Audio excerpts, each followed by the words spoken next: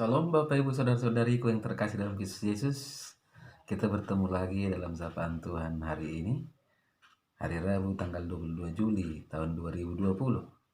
Namun sebelumnya, mari kita bersatu di dalam doa. Damai sejahtera Allah yang melampaui segala akal, itulah yang memelihara hati dan pikiranmu di dalam Kristus Yesus Tuhan kita. Amin.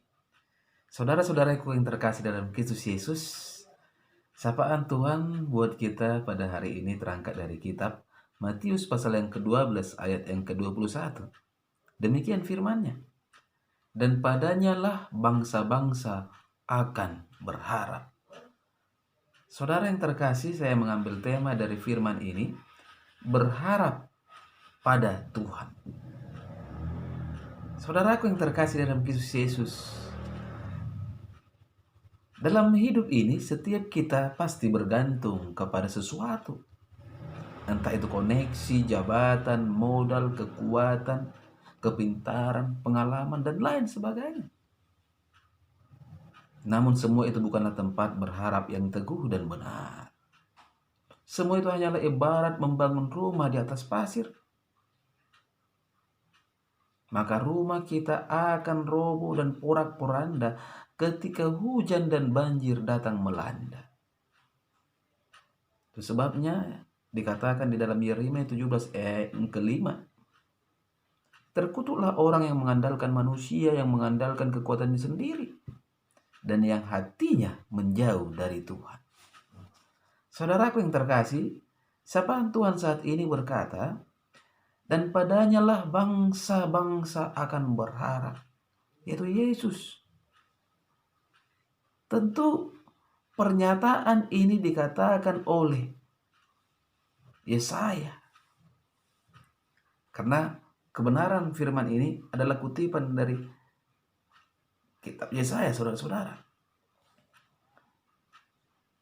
Karena Yesaya telah melihat bagaimana Allah Abraham dan Yakub adalah Allah yang tidak berubah. Di mana ada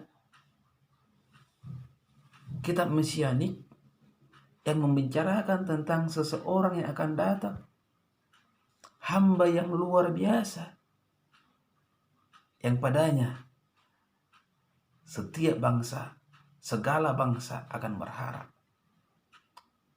Yaitu Yesus. Oleh dikarenakan apa? Dia adalah Allah yang selalu mementingkan keselamatan setiap orang dan tetap dalam kebenaran. Olehnya perihal keselamatan yang kita peroleh karena iman dan pengharapan kepada Tuhan Yesus, dijamin kita tidak akan mendapat malu di hari penghakiman. Namun saya percaya saudara-saudara, kebenaran ini juga berlaku dalam setiap aspek kehidupan kita. Bahwa orang yang menaruh harapannya kepada Tuhan pasti tidak akan dipermalukan. Mengapa? Karena Tuhan kita Yesus Kristus adalah Allah yang tidak pernah berubah bagaimanapun situasinya. Baginya putih tetap putih, hitam tetap hitam. Bagi Tuhan tidak ada abu-abu. Mari kita melihat peristiwa Yesus mati di kayu salib adalah suatu pernyataan pembuktian Tuhan kita adalah pribadi yang setia dan akan selalu menepati janjinya, serta akan melakukan setiap rencananya. Pemazmur juga saudara-saudara berkata, orang yang mengenal namamu percaya kepadamu, sebab tidak kau tinggalkan orang yang mencari engkau, ya Tuhan. Ini pengalaman pemazmur. Mengenal siapa Tuhannya, Allahnya. Allah yang Tritunggal. Kita, itu tertulis dalam Mazmur 9 ayat 11, saudara-saudara. Kita tidak akan ditinggalkan Tuhan jika kita menaruh percaya kita kepadanya. Namun percaya ini hanya bisa datang ketika seorang mengenal Tuhan. Pengenalan yang benar akan siapa Tuhan itu juga akan membawa pengenalan yang benar akan siapa diri kita yang sebenarnya. Yaitu betapa bobroknya dan rapuhnya serta terbatasnya kita manusia. Saudara-saudara, Joyce Meyer berkata, di dalam tulisannya, one of the best way to start every day is this prayer. Without you, I am nothing. Artinya, cara terbaik untuk memulai harimu setiap hari adalah dengan berdoa begini. Tanpamu, aku tidak berarti apa-apa. Kesadaran diri akan ketidakmampuan kita akan membawa kita ke dalam totalitas penyerahan penuh kepada Tuhan. Dan Tuhan berjanji, barang siapa yang percaya kepadanya tidak akan dipermalukan. Itu tertulis dalam kitab Roma ayat 10. Roma 10 ayat ke-11. Namun perlu kita pahami, saudara-saudaraku yang terkasih, pada saat kita menaruh harapan pada Tuhan, percaya itu harus mengalami ujian.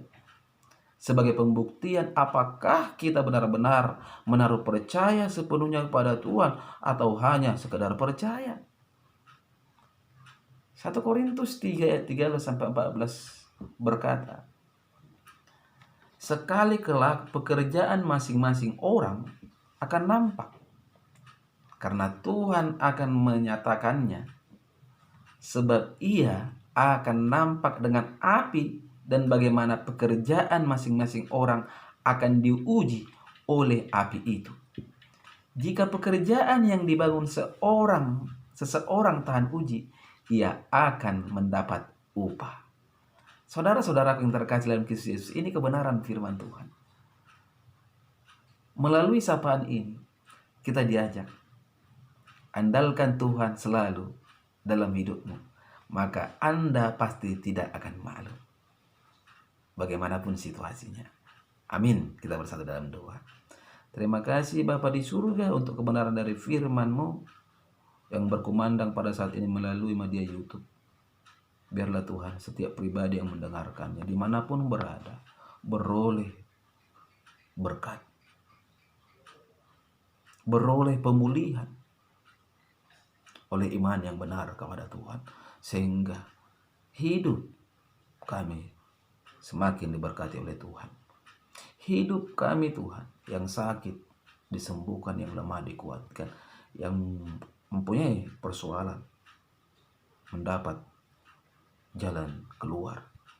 Bapa di surga, pada saat ini hamba-Mu berdoa untuk seorang yang dihantam oleh roh dunia, yang dirasuk oleh roh setan, yang lagi berobat Tuhan di Pulau Jawa. Tuhan Yesus, tolong setiap upaya Engkau mencampur tangan bagi keluarga. Oleh darah-Mu, oleh kuasa-Mu, dia disembuhkan. Inilah doa kami Tuhan Yesus di pagi hari ini. Kami percaya kuasa Tuhan sangat luar biasa. Ya, dalam nama Kristus Yesus kami berdoa dan mengucap syukur. Amin. Salam buat kita semua.